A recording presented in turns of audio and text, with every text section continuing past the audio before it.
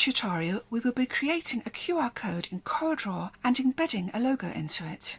QR codes contain information that can be read by QR code readers on smartphones and other mobile devices. Popular in consumer advertising and packaging, it can give smartphone users quick access to a brand's website, which can offer additional product information. A CorelDRAW membership account is needed to create and edit QR codes. And to access the QR code features, you will need to be signed in to your Corel.com account. Let's begin by inserting a QR code into the document. To insert a QR code, click on Object, Insert QR Code.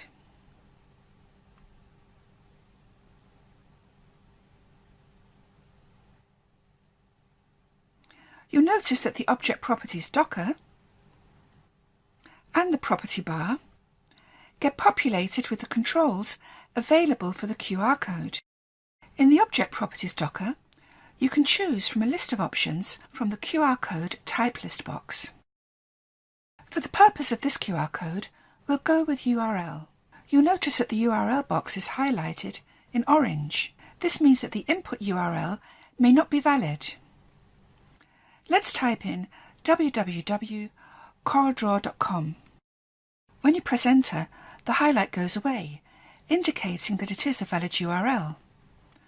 Once you've put the information in for the QR code, you can use the controls below to customize the code. As a note, the smaller squares populating the QR code are called pixels, and the larger squares in the corners, as well as the one or more smaller squares with a border inside, are called markers. Let's begin by applying a fill to the QR code pixels. For the pixel fill type, you can choose from all the fill types that are available in CorelDRAW. Let's start with a uniform fill. For the pixel fill colour, it's generally better to use a colour that contrasts well with the background to ensure that the QR code can be read properly. If you want to customize the fill, click on the Fill Settings button.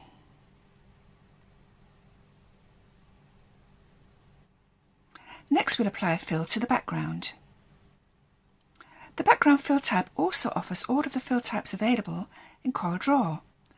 Let's use a uniform fill again. Again, for the background fill colour, it's better to use a colour that contrasts well with the pixels in the foreground. To specify a pixel outline width, simply select a width from the width box, or type in a value. You can choose a colour from the pixel outline picker. Let's increase the margins of the QR code. To do so, simply type a value in the margin box.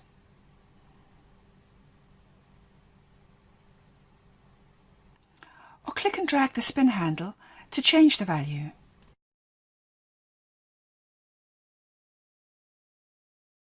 As we choose a different shape, you'll notice that the markers remain unchanged. This is to maintain the readability of the QR code.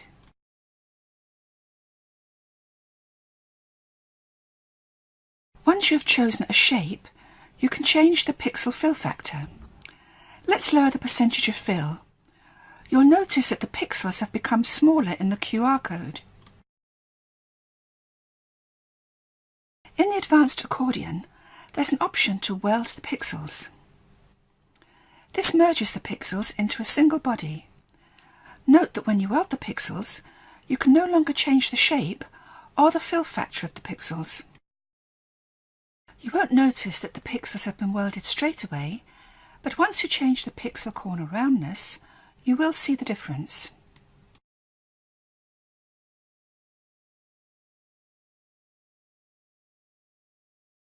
You'll notice that the pixels have become more round and organic looking.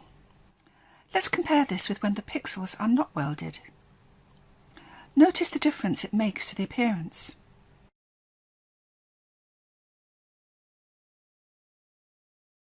Once you have changed all the settings, you can create an object style from the QR code which lets you save the appearance for quick and easy reuse.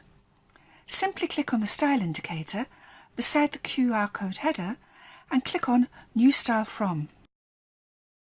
Adding visual effects to a QR code can give it an artistic look, but may be considered errors by QR code readers.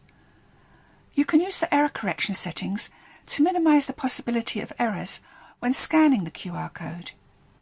Higher correction levels duplicate a higher percentage of the information, increasing the chance that it will be read.